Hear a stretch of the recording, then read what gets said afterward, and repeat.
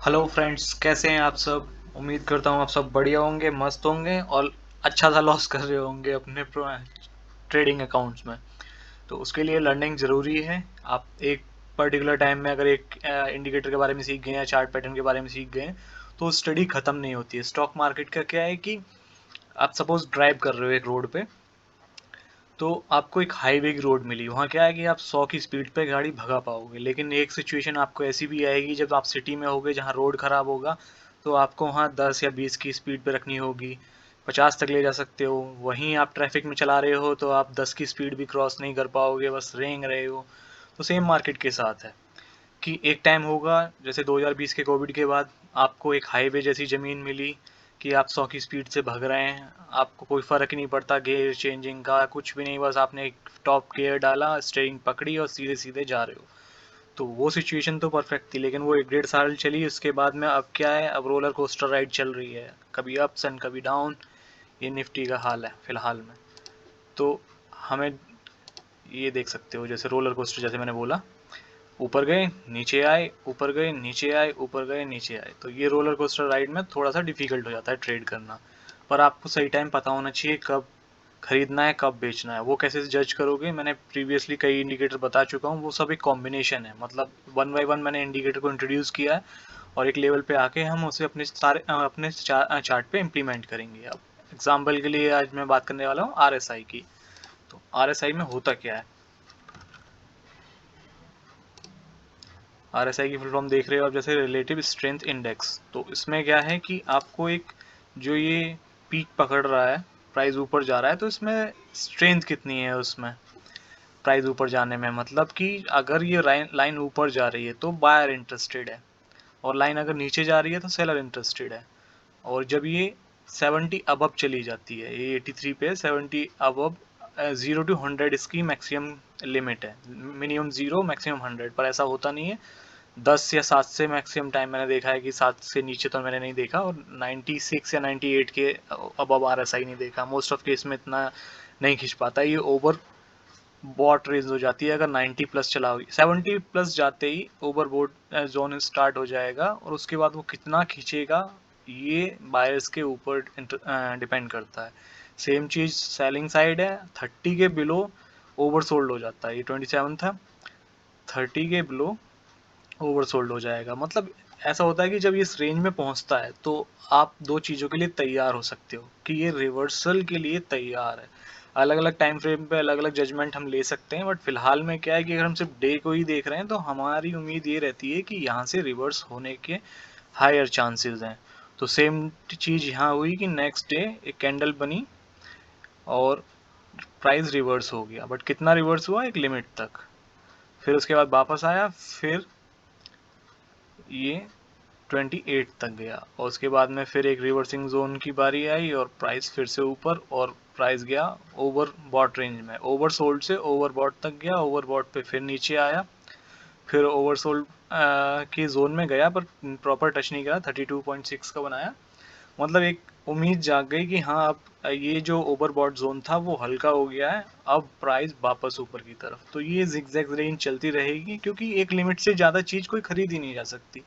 तो एक लिमिट में आके कहीं तो इंसान बेचेगा। अगर आपने ही खरीदा है, आप 21 जून से 18 अगस्त, मतलब तकरीबन एक महीने ही कह लो आप, कि एक महीने में आपने जिसने होल्ड करना था निकल गया। तरह तरह के इन्वेस्टर्स हैं, कोई एक दिन के लिए ट्रेड करता है, कोई 1 घंटे के लिए ट्रेड करता है, कोई 5 मिनट के लिए, कोई 1 महीने के लिए। तो हर तरह के ट्रेडर हैं, कोई साल के लिए, कोई भूल ही गया है खरीद के कि लेना है नहीं लेना। तो ये तो होगी बात की कैसे खरीदना है। तो इसमें जो इंडिकेटर की टाइमलाइन है वो 14 डेज की है। इसको आप यहाँ सेटिंग में जाके डेज भी चेंज कर सकते हो, पर बाय डिफ़ॉल्ट 14 आती है, आप 14 को ही जज करो। आप इससे सेटिंग को मत चेंज करो। जिसको थ्योरी पढ़ने में इंटरेस्ट है वो थ्योरी पढ़ सकता है।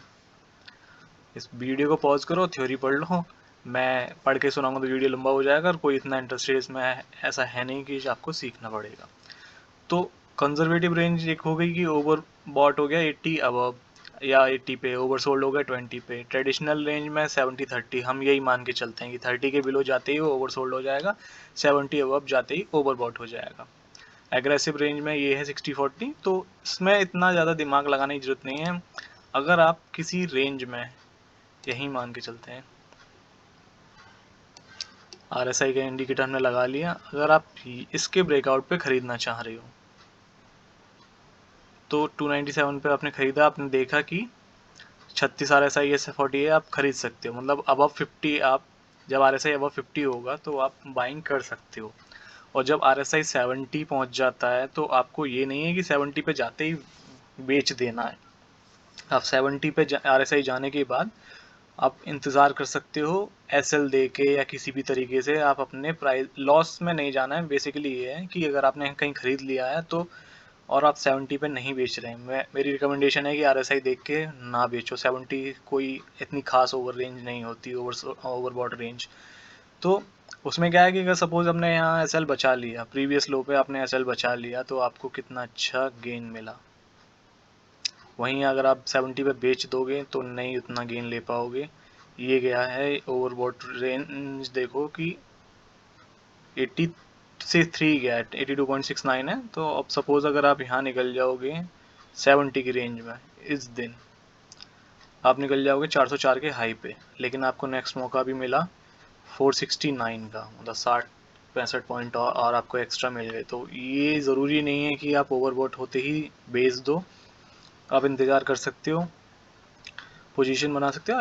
SL ज़रूरी है। जब आपको दिखे कि ओवरबॉट जोन में चला गया है तो आप अपने SL को टाइट कर दो, ताकि आप ना एग्जिट करो, SL हिट होना चाहिए। क्योंकि कहीं ना कहीं आप अपना प्रॉफिट, थोड़ा बड़ा प्रॉफिट खो दोगे। क्योंकि वही है कि फर्स्ट सेकंड थर्ड गियर जब गाड़ी में लगाते हो तो फिफ्थ गियर में गाड़ी होती है और ब्रेक मारते हो, तो ब्रेक लगते लगते भी प्राइस कितना ऊपर चला जाएगा या गाड़ी कितनी आगे चली जाएगी आपको आइडिया नहीं रहता। ये तो ब्रेक लगने के बाद ही पता चलेगा। तो मच बेटर कि जब ब्रेक लग के रिवर्स प्राइस होने वाला हो तो आपका SL हिट हो। ये नहीं कि आपने ब्रेक यहाँ से लगाने शुरू किए बायर्स ने और किस रेंज पे जाके वो रुक रहा है। तो एक तो ये तरीका हो गया। फिर एक होता है कि RSI डाइवर्जन। डाइवर्जन में क्या होता है कि ये एक निफ्टी का एग्जांपल हम देख रहे थे कि प्राइस तो नीचे जा रहा है। ये मैं एग्जैक्ट लाइन बना नहीं रहा हूँ कि आपको RSI का आइडिया देना। प्राइस तो नीचे जा रहा है, यहाँ पे था लो था 15,740 का, लेकिन कुछ दिन बाद ही एक नया लो बना 15,183 का, 183 और 735। तो यहाँ काफ़ी डिफरेंस आ गया। लेकिन RSI को देखोगे कि RSI इस कैंडल पे तो था, यहाँ देखना आप, इस कैंडल पे था 27.2, लेकिन इस कैंडल पे था 28.36। मतलब RSI बढ़ गया है। प्राइस गिर गया है, RSI बढ़ गया है, मतलब एक रिवर्सल की तैयारी चल रही है।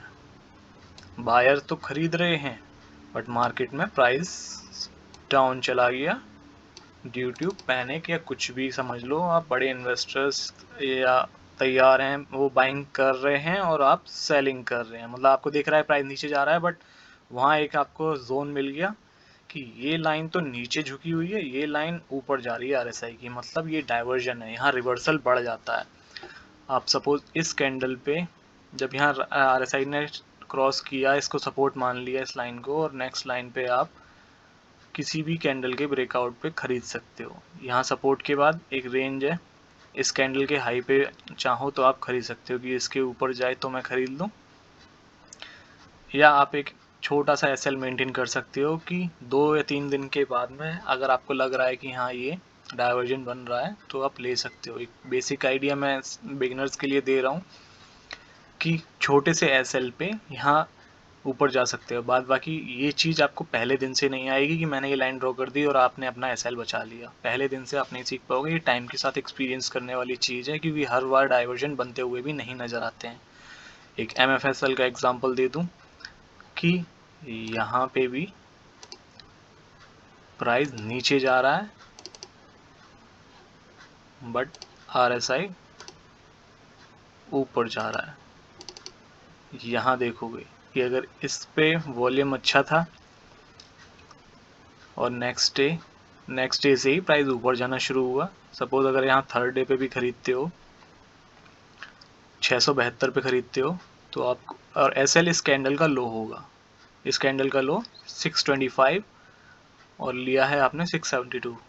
तो ये आप अपना एसएल और रिस्क मैनेजमेंट कैलकुलेट करके आप जा सकते हो, और आपने 672 पे लिया था और यहाँ पे आपको रेंज मिली 874।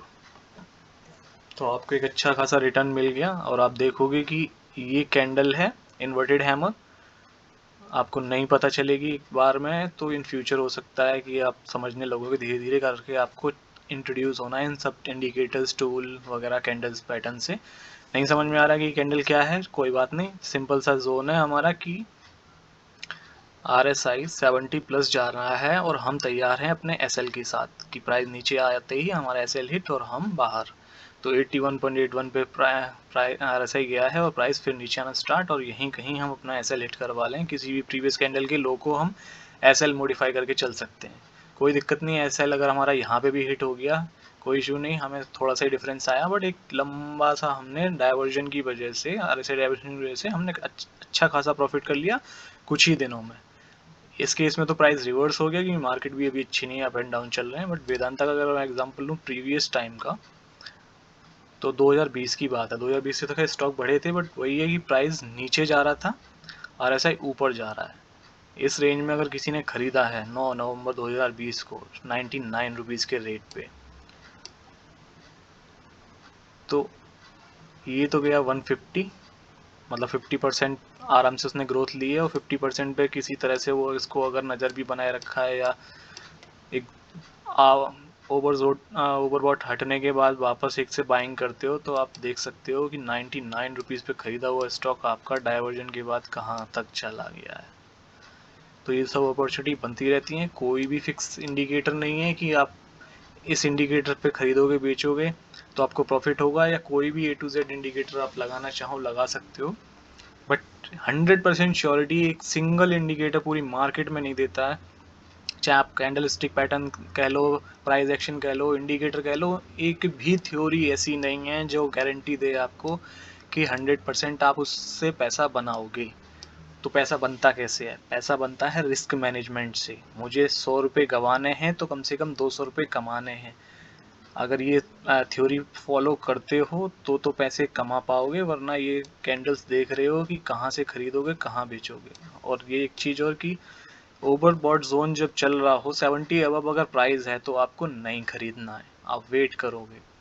30 पे भी RSI अगर चल रहा है तब भी आप नहीं खरीदोगे, क्योंकि देखो कि यहाँ से ही वेदांता 279 से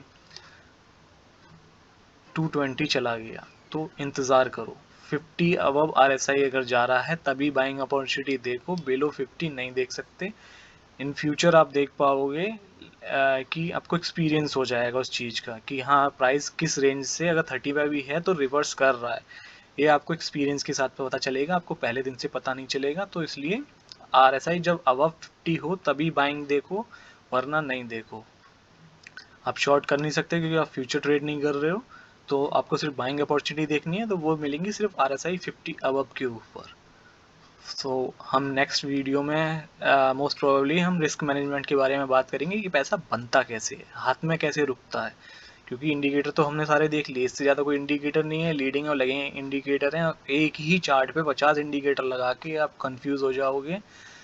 कोई इंडिकेटर सिग्नल देगा बाइंग का, कोई कहेगा सेल का, तो डिसाइड कैसे करोगे? ऐसे तो रेंज मिस हो जाएगी। कोई यहाँ पे सिग्नल दे रहा है बाइंग का, तो कोई यहाँ बाइंग का दे रहा है, तो कोई इस रेंज में सेलिंग का सिग्नल दे रहा है। तो ये कंफ्यूजन ना करके कम से कम इंडिकेटर का यूज़ करो चार्ट पे। बिल्कुल क्लैरिटी होनी चाहिए कि आपको प्राइस सीधा नज़र आ रहा हो, वरना लोग कैंडलस्टिक में इतने सारे इंडिकेटर लगा लेते हैं, फैंसी सा बना लेते हैं कि अब पैसे कमाएंगे। तो अब पैसे नहीं कमाएंगे, सिर्फ कैंडलस्टिक से को भी फॉलो करोगे तो भी पैसे बना लोगे, लेकिन रिस्क मैनेजमेंट से।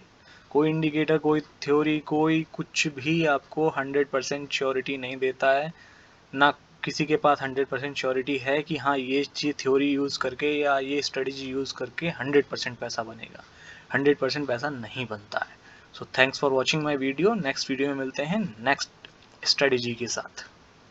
और आपने अगर मेरे वीडियो को सब्सक्राइब नहीं किया है तो आप सब्सक्राइब कर लो मेरे चैनल को। और अगर आपको कोई फ्रेंड है जो लगातार लॉस कर रहा है तो उसे मेरी वीडियो फॉरवर्ड करो, कि मैंने कोई ऐसा फैंसी सा नहीं दिखाया है कि 100% प्रॉफिट बनेगा, क्योंकि नहीं बनता है। जो यूट्यूबर या कुछ भी है, क्योंकि वो एजुकेशन पर्पज़ उनका पढ़ाने का तरीका अलग है, मेरा अलग है, क्योंकि मैं रियलिटी दिखा रहा हूँ कि यहाँ से खरीदते ही पैसे नहीं बनेगा, यहाँ से खरीदते पैसा रिवर्स भी हो सकता है। तो वो रियलिटी मैं दिखा रहा हूँ कि सारे इंडिकेटर यूज़ करके पैसा नहीं बन सकता। तो रियल में आप ट्रेड करो, रियल लाइफ में इंडिकेटर के साथ कैसे प्रैक्टिकल करते हो। इन फ्यूचर मैं इस तरह की वीडियो बनाऊंगा कि स्टॉक एनालिसिस के टाइम में क्या क्या ध्यान देना चाहिए। तो वीडियोस को शेयर करो, सब्सक्राइब करो, लाइक करो, कमेंट करो कोई भी कन्फ्यूजन है तो। And bye, take care.